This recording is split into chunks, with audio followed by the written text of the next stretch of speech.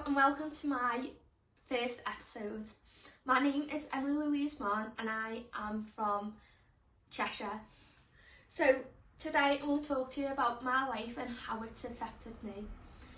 I was meant to be doing it in person but I can't because of the current restrictions. But first I want to thank Andy Grant for giving me the inspiration of sharing my story. He was blown up in Afghan 10 years ago on my birthday. So I'm going to tell you about my illness and how it affected me. I was born on Friday 13th of February in the Women's Hospital in Liverpool. I then had a few complications at birth. I had a hole in my heart, so I had to stay in hospital until it closed over. And it wasn't a very big hole, but did close over in a few days. At 3 months old, I had bronchiolitis and it kept reoccurring over the next 3 months of my life. When I was 1, I got up the all clear from the bronchiolitis, and then I just lived my happy self, learning how to eat and walk and just doing what kids would do. But then on January the 10th, things went bad from worse because I was poorly. I did go to the hospital in Alderhay to see what was wrong with me, but within half an hour of being there, I was put on a ventilator and my parents got told if she doesn't make it through this next hour, the next 24 will be crucial. The doctors finally gave me a diagnosis of meningitis, which is an inflammation of the brain and the spinal cord. And it's an infection in your brain. As soon as I got rid of the infection of meningitis, I gained another infection called encephalitis, which is another illness that was inside my brain, and I had to have a lumbar puncture, but my parents were told that if I had this lumbar puncture I wouldn't survive, but I'm here now, so they were clearly lying. On June the 6th, 2006, I was discharged from hospital with the diagnosis that I had cerebral palsy. Cerebral palsy is when it's a brain injury before the age of 2, which I had, and you can have 4 different types of cerebral palsy. I've got a right side hemiplegia, which affects my right side of the body. I had to learn to walk and eat again with intense physiotherapy and speech and language sessions, so I was upped for speed so I can go to preschool, which wasn't bad for me because my grandma ran preschool and she knew if I was tired, so I just sat in her office with her while she was doing work. I probably would have fallen asleep while my grandma was doing work. I then had to get measured for an AFO on my right leg to help me walk because I dragged my foot when I'm walking. And I had all different varieties of colours and patterns. In reception, it was funny because I just got called Mrs. Bump all the way through school, but in reception I had an accident in school that wasn't really necessarily my fault, but my leg made me trip up into a wall, and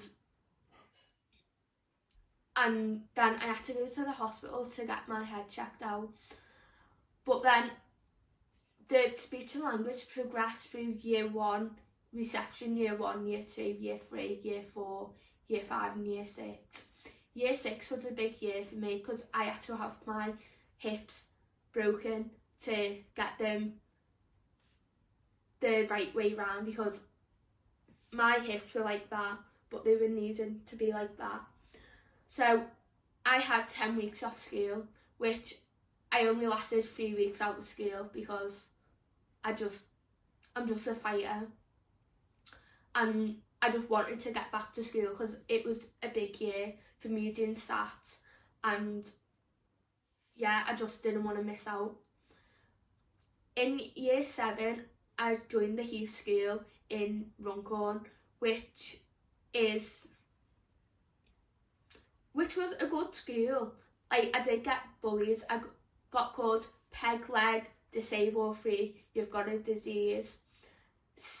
Cerebral palsy is not a disease. It's a condition that I have to live with. I have to know that I've got it. But the kids didn't really take any knowledge about it, and they would just call me peg leg. And I remember this time in year 7 when I was under the dome, and in the middle of it where the bins were, I was stood there and everyone was just chanting peg leg.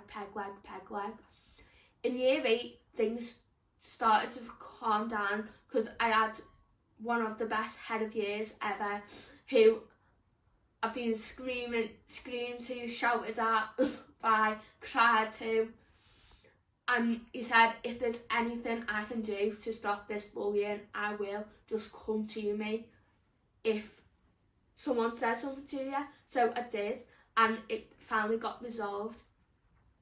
Year 9, I didn't really give a shit in school. I just thought, yes, sorry.